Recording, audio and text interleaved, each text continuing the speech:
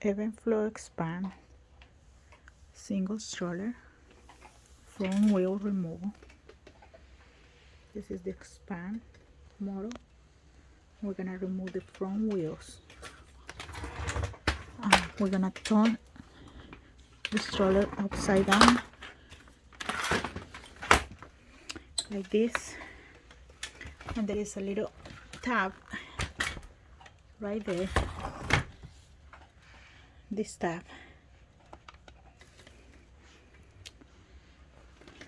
we're gonna push it with a flat screwdriver like this.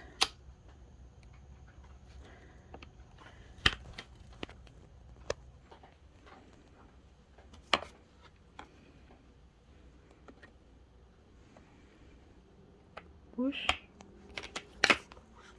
and then pull.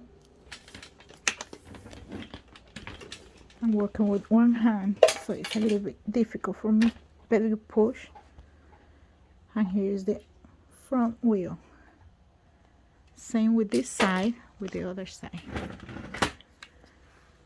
Push this little tab right there, and then pull the wheel.